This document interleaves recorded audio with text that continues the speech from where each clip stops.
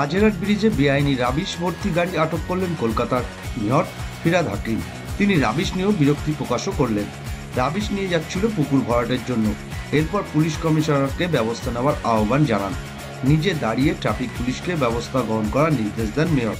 পুলিশের বিরুদ্ধে ক্ষোভ উপড়ে দিলেন কলকাতার পৌরসভার মেয়র। একা পৌর সংস্থার পক্ষে দূষণ নিয়ন্ত্রণ করা সম্ভব নয়।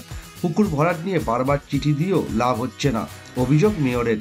পুলিশ কমিশনারকে আবারও এই বিষয়ে ব্যবস্থা গ্রহণ করার আবেদন মেয়রের। দেখলাম আমাদের রুলস হয়ে যাওয়ার পরে, পুলিশ কমিশনারকে চিঠি দেওয়ার পরে একটা গাড়ি মাঝেরহাট ব্রিজে আমি ধরলাম।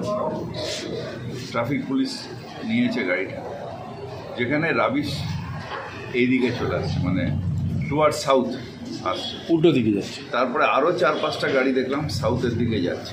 নাম্বারগুলো আমাদের কাছে আছে, আমি পুলিশ কমিশনারকে দেব। এইভাবে যদি আমাদের একা লড়াই করতে হয় পলিউশনের বিরুদ্ধে, এই পুকুর ফিলাপের বিরুদ্ধে, এ তো অসম্ভব।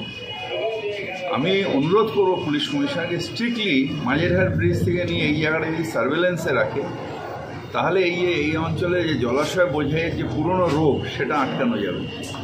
কারণ আমরা সিএনডি প্ল্যান্ট বসেছি, যদি কোথাও বাড়ি ভাঙে সে তার বাধ্য হচ্ছে সে সিএনডি প্ল্যান্টে দিতে।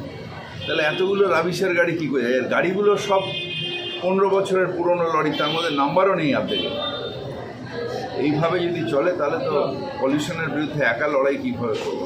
বিষয়টা কি মুখ্যমন্ত্রী নজরে আনবেন? মুখ্যমন্ত্রী নিশ্চিতভাবে বলবো, কিন্তু মুখ্যমন্ত্রীরও কিছু করার থাকবে না যদি এখানে গ্রাউন্ড অ্যাক্টিভিটিসটা বন্ধ। সব খবরের আপডেট পেতে সঙ্গে রাখুন দিনকাল ইন্ডিয়া।